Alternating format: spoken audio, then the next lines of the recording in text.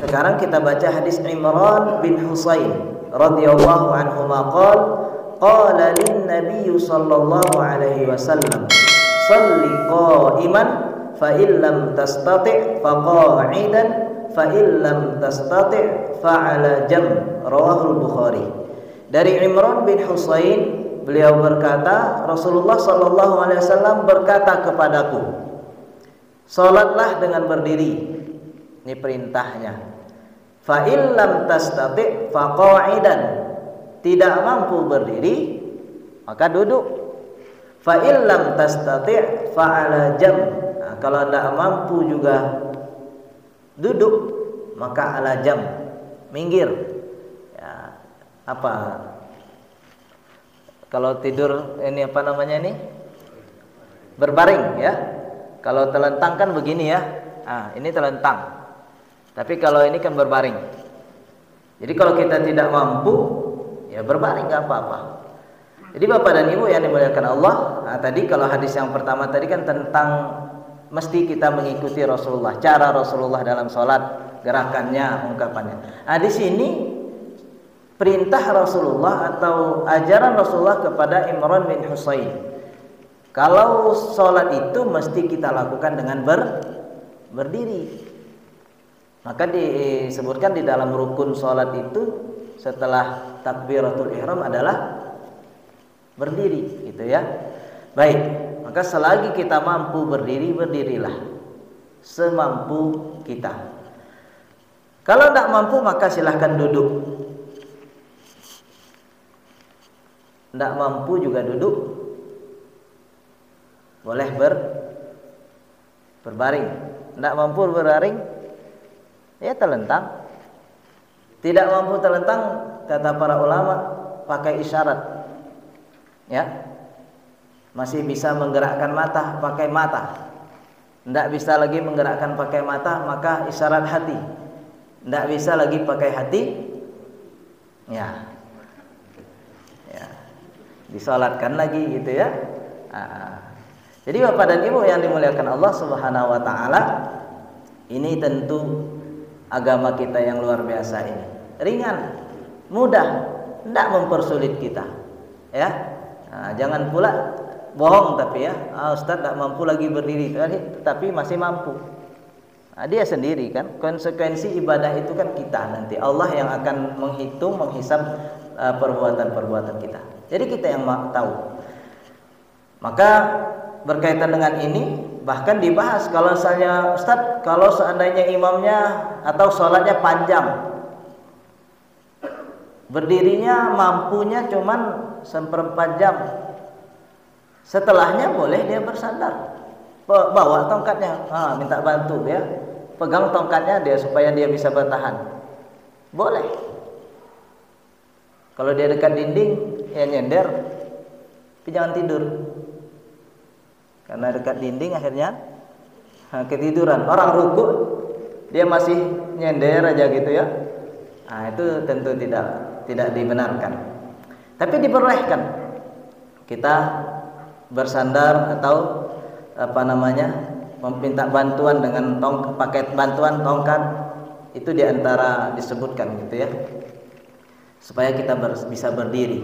Nah, tapi seandainya Ustaz tidak mampu, atau mungkin tidak ada, mau bersender tidak bisa, tongkatnya tidak dibawa misalnya kan, tapi bacaannya belum selesai imamnya, misalnya kalau berjamaah, bagaimana? Boleh kita duduk ya, boleh duduk.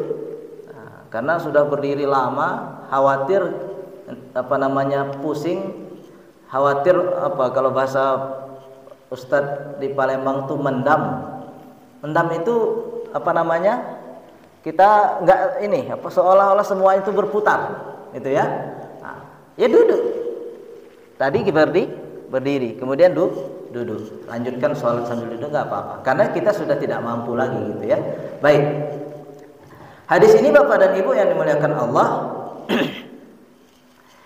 dalilun ala annahu la yusalli al-faridah qa'idan illa li'udhrin. Salat fardu itu tidak boleh duduk, kecuali ada alasan. Salat fardu. Kalau salat sunnah boleh, ya.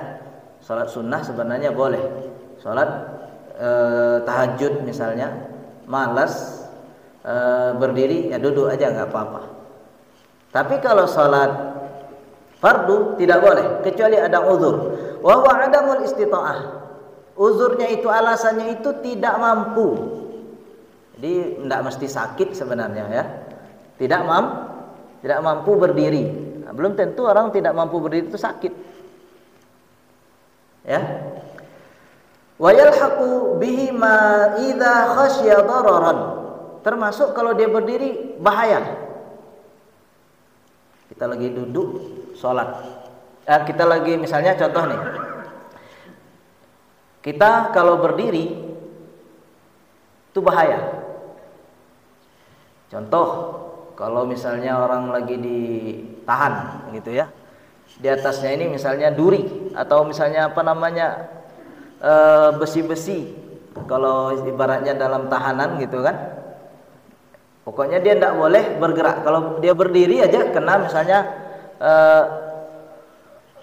hal-hal yang membahayakan, misalnya entah itu duri atau kawat gitu ya. Ya berarti kan dia harus duduk. Nggak mesti dia sakit gitu kan. Tapi kondisi kalau ada hal yang membahayakan, ibaratnya kalau dia berdiri kena dia kawat misalnya kan, robek kepalanya, maka duduk dia. Jadi ini tidak mesti orang sakit, walaupun kebanyakan itu orang yang sakit gitu kan. Maka di sini disebutkan oleh Imam Ibnu Amir As-San'ani, wa yalhaqu bihi ma idza khasya dararan.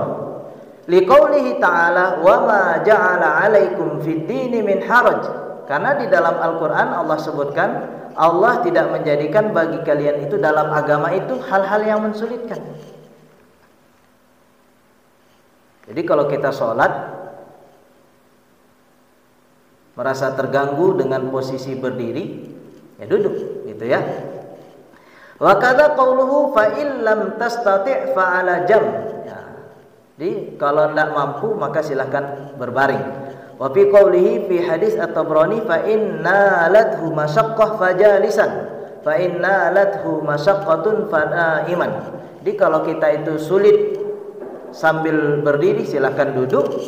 Dan ternyata sambil duduk juga sulit, maka silahkan sambil ya berbaring ya.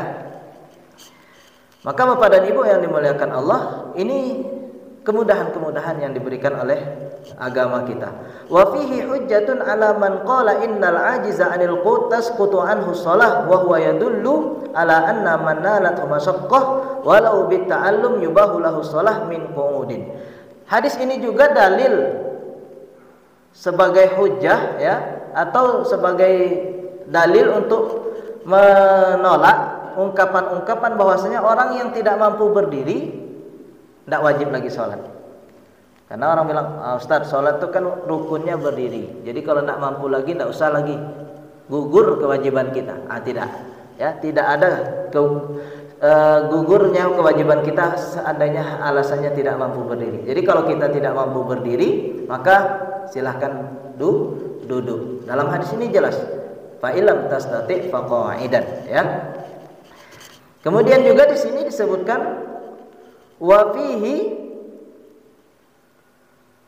wa huwa yadullu ala anna man nalathu masyaqqah walau bita'allum yubahu lahu shalah min qu'ud. Dan dalil ini juga sebagaimana Ustaz sebutkan tadi, kalau ada orang yang kesulitan untuk berdiri, maka dibolehkan dia duduk.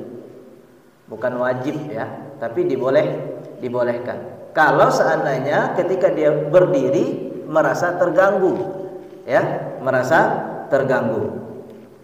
Wa fihi khilaf, walaupun ada perbedaan, ada perselisihan di antara para ulama. Wal hadis ma'a man qala inna ta'allum yubihu dzalik. Wa minal masyaqqah, disebutkan di sini di antara kesulitan atau hal yang dapat mengganggu dalam salat kita itu salatun man yakhafu dawranu ra'sihi idza shalla qa'iman fis safinah, yaitu orang yang mabuk gitu ya. Ya seperti Ustaz bilang tadi, merasa bergoyang atau mutar gitu ya.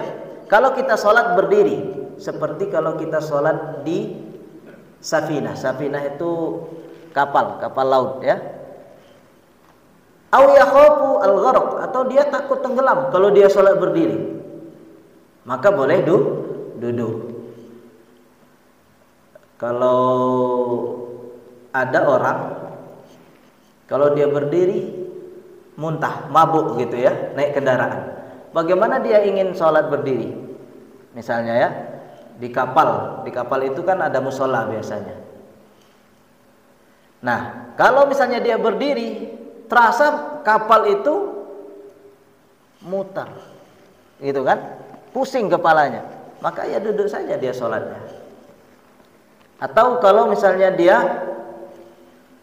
takut tenggelam kalau dia berdiri, karena ada orang kalau berdiri ini gemetaran, jadi goyang gitu ya, sehingga membuat misalnya kapal ini nggak stabil. Kalau satu orang ya, kalau misalnya banyak orang semuanya gemetaran misalnya kan, maka ini juga dibolehkan untuk duduk. Jadi Bapak dan Ibu, singkatnya sebenarnya kalau kita mampu berdiri maka silahkan berdiri, wajib berdiri.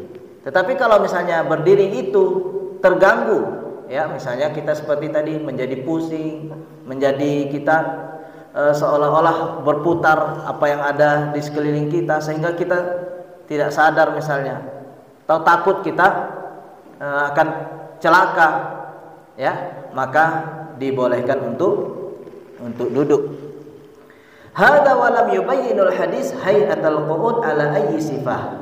Nah, di dalam hadis ini tidak dijelaskan tentang bagaimana cara duduknya, itu ya.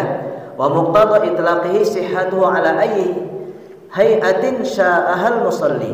Jadi Bapak dan Ibu, karena belum dijelaskan di dalam hadis ini kan belum ada fasalli qa'idan. Tidak dijelaskan bagaimana cara duduknya, maka kata Imam Ibnul Amir As-San'ani, maka sebenarnya sah saja bagaimanapun cara duduknya. Wa ilaihi dhahaba jama'atun minal ulama, dan ini juga pendapat jamaah gitu ya, sebagian daripada para ulama. Disah saja mau sholatnya duduk bersila, atau duduk iftirash, atau duduk tawarruk, itu sah-sah saja sesuai dengan kemampuan bagaimana bisa. Walaupun ada yang lain mengatakan wa qala al-hadi wa ghairu innahu yatarabba wadi'an yadayhi ala rukbatayhi wa mithluhu 'inda al-Hanafiyah.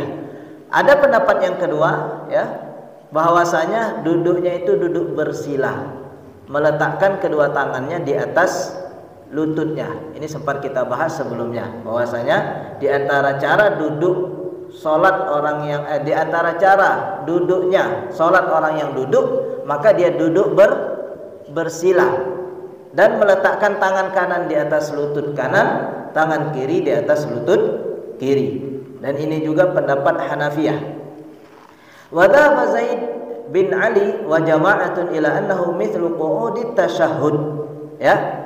Sedangkan Zaid bin Ali dan sebagian ulama mengatakan duduknya itu seperti duduk tahiyat, duduk tasyahud. Maka ada orang kalau salat duduk itu dengan duduk iftirash misalnya kan, atau duduk tawarruk. Imam Ibnu Hajar Al-Asqalani di dalam kitab beliau Fathul Bari ya, beliau mengatakan begini, ukhtulifa fil afdal, sebenarnya di perselisihannya itu dalam masalah mana yang lebih baik, mana yang lebih utama. Jadi kalau kita sholatnya itu duduk Bapak dan Ibu, sebenarnya sah saja mau duduk duduk iftirash atau duduk tawarruk atau duduk bersila, itu silahkan saja sebenarnya, boleh-boleh saja. Tetapi di sini ulama bertanya, mana yang lebih afdal Ustaz? Ah begitu ya. Ibaratnya kalau kita makan ya, boleh nggak pakai sendok? Boleh, ya kan? Boleh pakai garpu? Boleh. Boleh pakai tangan? Boleh. Tetapi mana yang lebih afdol gitu? Pakai garpu? Pakai tangan? Atau pakai sendok? Sunnahnya pakai tangan. Tapi kalau kuah Bingung pula gitu ya. Minum kuah pakai tangan, enggak selesai kuah bakso, enggak habis kuah baksonya gitu ya. Makan bakso pakai tangan, sulit pula gitu. Sebenarnya boleh saja gitu kan. Tapi kalau pentolnya cocok pakai garpunya gitu. Kalau pakai sendok kadang loncat, mau belahnya loncat ini pentol baksonya itu. Jadi ini sebenarnya tentang keutamaan atau mana yang lebih utama. Sama kita sholat duduk itu, mana yang lebih baik Ustaz? Gitu ya. Maka beliau mengatakan fa indal a'immah atsalas atarabbu. Maka sebagian ulama duduk bersila. Katanya yang bersila lebih afdal. Ada juga yang mengatakan duduk iftirash lebih afdal. Ada juga yang mengatakan duduk tawarruk. Duduk yang duduk tahiyat akhir, ya. Dan semuanya itu ada landasan hadisnya. Makanya sebenarnya kalau boleh ya lakukan saja mana yang nyaman untuk kita masing-masing. Kita bilang Ustadz sunnahnya duduk bersila. Ada orang udah nggak bisa lagi bersila. Maka berarti dia cari cara duduk yang nyaman untuknya untuk melakukan sholat. Baik. Wa qawluhu fil hadis ala janbil kalam fil istita'ah huna kama mar wa huwa huna mutlaq wa qayyadahu fi hadis Ali radhiyallahu anhu inda Daruqutni ala janbihil ayman mustaqbilal qiblah biwajhihi wa huwa hujjatul jumhur. Sedangkan kalau tadi kan duduk Bu ya, duduk itu berbeda para ulama mana yang lebih baik. Tetapi pada hakikatnya, pada dasarnya apapun bentuk cara kita duduk itu dibolehkan. Kemudian sedangkan kalau kita berbaring, bagaimana berbaringnya? Sama sebenarnya. Kata Rasulullah kalau nggak mampu duduk berbaring. Ada nggak di situ dijelaskan? Tidak. Tetapi ada di dalam hadis Ali bin Abi Thalib radhiyallahu anhu bahwasanya disebutkan ala janbihil aiman. Kita berbaring ke sebelah kanan mustaqbilal qiblah biwajhihi. Jadi kita berbaring ke sebelah kanan menghadap ke kiblat. Wa huwa hujjatul jumhur, dan ini dalil jumhur. Wa annahu yakunu ala hadhihi sifah katawajjuhil mayyit fil qabri, dan begitulah seperti keadaan mayat di dalam kubur. Jadi Bapak dan Ibu yang dimuliakan Allah, kalau berbaring itu disebutkan dalam hadis ini menghadap ke kiblat, kemudian kita berbaring ke sebelah kanan dan wajah kita ke kiblat seperti orang di dalam kuburan. Tidak siap-siap kita gitu ya, sebelum masuk ke dalam kuburan kita sudah siap-siap posisinya, ambil posisi. Sebenarnya kita sehat pun sudah. Kapan? Waktu mau tidur, ya kan? Kan disunahkan tidur itu ya kita sebelah kanan kemudian menghadap ke kiblat. Itu juga mengingatkan kita, ya Allah, suami istri berbaring gitu ya. Satu di depan, satu di belakang. Kedua-duanya menghadap kiblat, berbaris. Gitu ya. Nah, setelah itu tidur kita. Tapi alhamdulillah dengan kasih sayang Allah kita dibangunkan pada hari ini. Allah masih sayang kepada kita untuk melanjutkan ketaatan-ketaatan kita. Tugas-tugas kita untuk menjadi hamba yang baik. Nah, ini Bapak dan Ibu yang dimuliakan Allah tentang cara-cara sholat gitu ya. Kalau kita tidak mampu lagi berdiri. Nah, sekarang orang duduk tidak lagi duduk di lantai. Duduk di mana? Di kursi, ya kan? Nah, gitu ya. Tergantung kemudahan-kemudahan yang bisa dilakukan. Termasuk sebenarnya kalau kita kaji Bapak dan Ibu, menghadap ke kanan tadi, kalau masih mampu, ya Ustaz berbaring ke sebelah kanan. Kalau masih mampu, ternyata yang sakit itu yang sebelah kanan, gimana? Mau berbaring ke sebelah kanan, yang sakit itu yang sebelah kanan, berarti ya ganti ke sebelah kiri gitu ya. Jadi mana yang kita bisa lakukan, itulah dalam agama kita ini. Nah, ini Bapak dan Ibu tentang hal-hal yang dapat kita sampaikan berkaitan dalam ibadah salat kita. Intinya selagi kita masih hidup masih diwajibkan salat. Maka Di dalam hadis ini memang tidak disebutkan ya, isyarat-isyarat tadi, tapi ada di dalam hadis-hadis yang lain bahwasanya kalau seandainya kita tidak mampu lagi berbaring tadi, atau kita tidak mampu lagi telentang gitu ya, maka dengan isyarat. Ya, tidak mampu juga dengan isyarat, maka kita dengan hati. Artinya selagi hati kita masih bisa untuk melakukan gerakan-gerakan sholat itu, maka kita lakukan. Maka di sini disebutkan wa yu'khadhu minal hadis annahu la yajibu syai'un ba'da ta'adzuril imam 'alal jam'. Jadi tidak diwajibkan lagi kalau orang yang sudah tidak mampu lagi memberikan isyarat. Jadi kalau sudah orang tidak mampu lagi pakai isyarat, maka tidak ada lagi kewajiban. Selagi masih bisa dengan isyarat, maka silahkan. Menurut Imam Syafi'i dan Mu'ayyad, yajibu al-ima' bil ainaini wal hajibain. Menurut Imam Syafi'i, ya, dengan isyarat itu wajib dengan ainain, dua mata kita, wal hajibain. Ya. Nah ini kalau masih bisa digerakkan, kita gerakkan mata nih. Menurut Imam Asy-Syafi'i. Wa an Zufar al-ima' bil qalb. Sedangkan Imam Zufar itu boleh dengan hati saja gitu. Intinya kan harus tetap kita laksanakan. Nah, gitu ya. Salat ini. Maka tidak boleh kita tinggalkan selagi masih sadar, masih bisa gitu. Tapi kalau sudah nggak sadar, nggak bisa lagi, Bapak dan Ibu ya. Jadi artinya, makanya kalau misalnya dia memberikan isyarat saja nggak mampu, dia sudah tidak sadarkan lagi, maka ini mudah-mudahan sudah nggak ada lagi taklifnya, karena kesadarannya sudah tidak ada lagi. Tapi kalau masih sadar, walaupun dia tidak bisa gerak lagi, kadang-kadang mohon maaf ada orang stroke misalnya kan, nggak bisa bergerak lagi badannya. Tetapi dia masih sadar, kita ajak ngomong masih bisa, matanya masih bisa bergerak, hatinya masih normal, lisannya masih bisa berzikir, maka orang-orang seperti ini masih diwajibkan. Bagaimana cara sholatnya? Semampu yang dia lakukan. Ya, terima kasih. Ini yang bisa kita sampaikan di pagi hari ini. Mudah-mudahan bermanfaat untuk yang menyampaikan dan juga untuk kita semuanya. Dan kita berharap kepada Allah Subhanahu Wa Taala, jadikan ibadah sholat kita ini ibadah yang diterima oleh Allah Subhanahu Wa Taala. Ya. Kita dalam perjalanan di sana Palembang, waktu subuh sudah masuk, mobilnya nggak mau, busnya nggak mau berhenti. Bagaimana cara sholat? Baik. Dalam perjalanan subuh, mobil nggak mau berhenti. Ya. Ulama berbeda pendapat.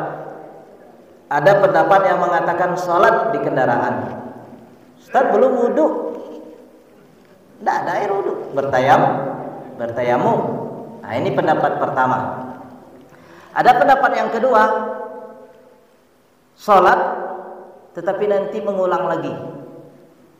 Sholat ini hurmatul waqt, karena dianggap tidak sah sholatnya di kendaraan.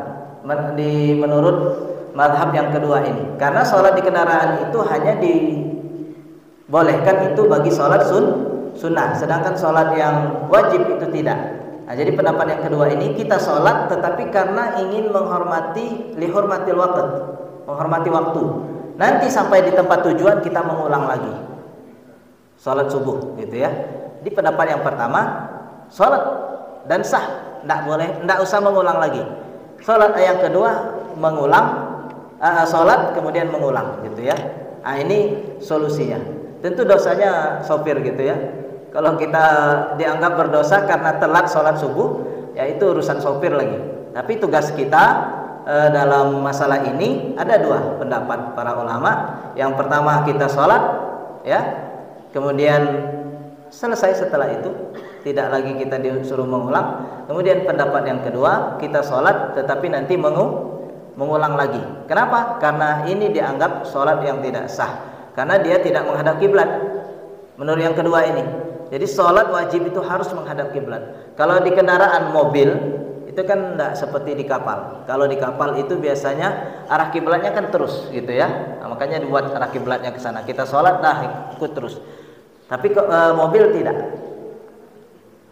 Pesawat sama dengan kapal dihukumi begitu. Biasanya pesawat itu tidak seperti mobil. Kalau mobil ini kan mengikuti jalannya. Jarang ada mobil yang ngarah ke kiblat terus gitu ya. Nah, itu. Tapi kalau seandainya bisa menghadap ke kiblat terus menerus, maka silahkan gitu ya. Itu diantaranya pendapat yang kedua. Jadi tidak usah sulit. Ustaz bagaimana? Ya begitu saja kita lakukan. Kalau kita yakin dengan pendapat yang pertama, berarti selesai sholat kita. Tapi kalau kita Ustaz rasanya belum sah, belum yakin dengan apa yang saya lakukan tadi, berarti ambil pendapat yang kedua. Kita sholat menghormati waktu subuh, kemudian setelah itu kita ulang kembali setelah kita sampai di tempat tujuan. Wallahu a'lam ya. Baik, kita tutup. Subhanakallahumma wa bihamdika asyhadu an la ilaha illa ant astaghfiruka wa atubu ilaik. Assalamualaikum warahmatullahi wabarakatuh.